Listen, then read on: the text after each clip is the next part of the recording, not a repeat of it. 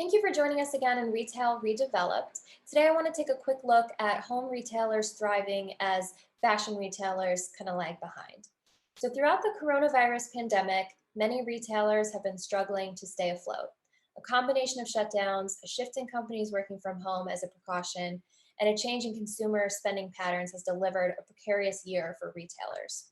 A fascinating dichotomy has emerged in business in general. Fashion apparel retailers are giving up their flagships, while on the other side of the retail table, you have home furnishing stores that are doubling down on emporium-like centerpieces.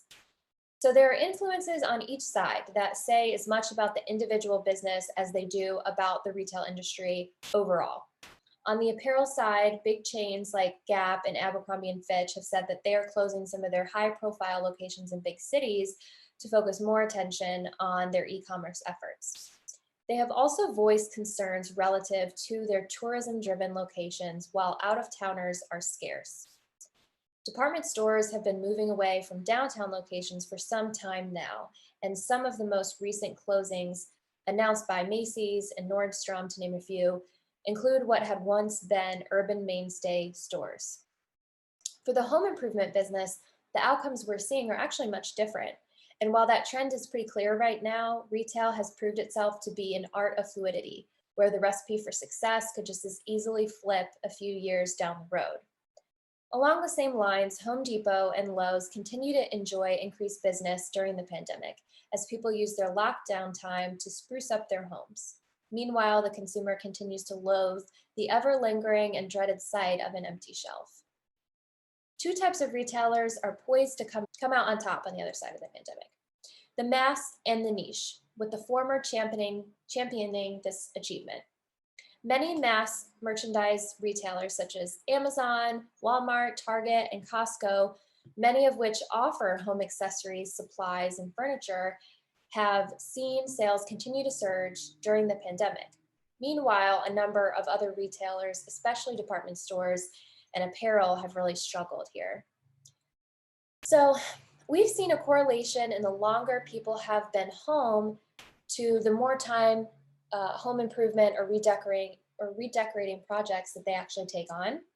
So as a retail specialist, a reoccurring focal point that I've seen on what has allowed a retailer to fare better than another throughout the pandemic really has a lot to do with how it was operating pre-pandemic. Pre-pandemic home goods chain Williams-Sonoma was operating at just a little bit over half of sales from their e-commerce site and offered consumers a virtual 3D planning room to see how items would look in their homes. And this was all pre-COVID. So this poised the company to come out on top during the retail shutdowns. Their associates used to do home visits to help consumers plan out their space, and these home visits have become 100% digital as the pandemic progresses. So while traffic to their site is actually down, the conversion is up. And Jordan's Furniture, which is out of New England, goes so far as to incorporate IMAX theaters into some of its larger stores. So talk about experiential retail and truly getting to try before you buy. When consumers are shopping for their homes, be it furniture, sheets and towels, or pots and pans, or whatever it may be, it often represents a much larger, more substantial purchase than just a t-shirt or loungewear, because let's be real, no one's buying office attire right now.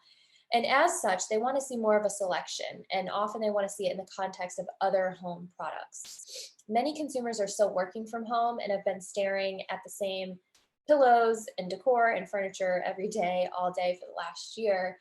And, we're just getting pretty antsy right now and eager for change. So it'll be interesting to see how these home goods retailers continue to perform throughout the remainder of the government restrictions and beyond in post-pandemic.